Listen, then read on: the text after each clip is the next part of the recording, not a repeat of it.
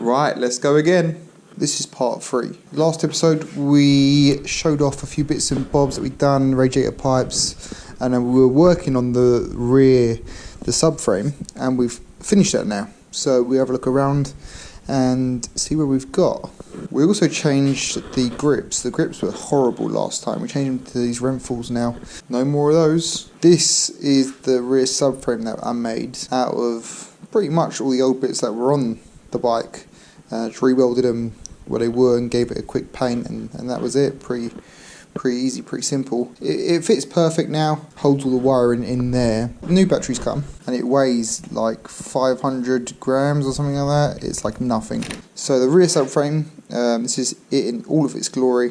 If you can see here, I made like a little panel so to deflect some of the water off of the wiring.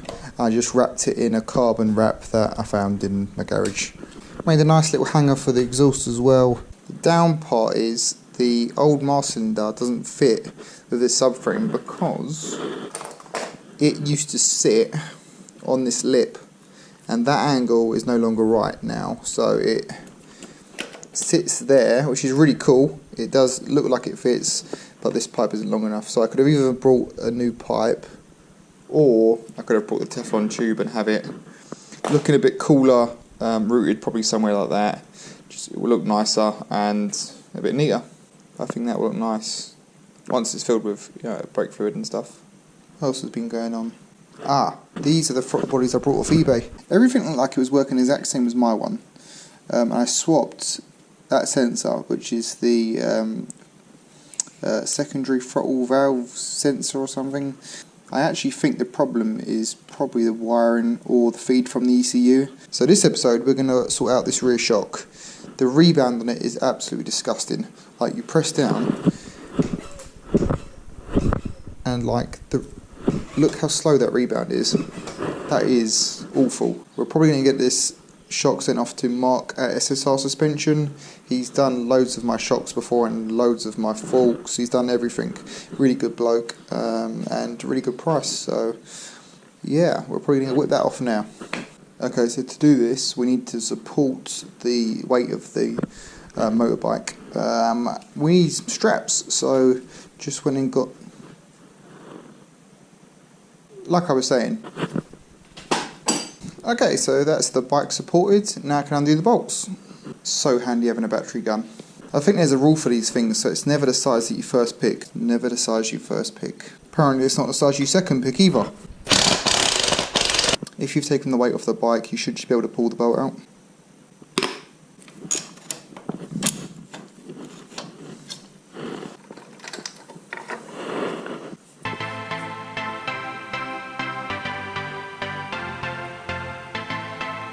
Okay, I'll get that shock sent off to Mark at SSR. Let's bleed the brakes. Before I forget, let's put these exhaust hanger bolts in. Copper slip. If you are going to use a clear tube as a brake reservoir, then make sure you get a Tygon tube so the brake fluid doesn't perish the tube at all. Then pump the pedal a few times. Hold the lever down. Break off the nipple.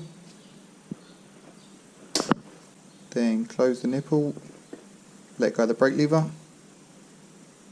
and then pump the brake lever again once you've topped the fluid back up. Eventually you'll start seeing the fluid coming out of that pipe. So we're getting close. You can feel the pedal now, it's just not very firm yet.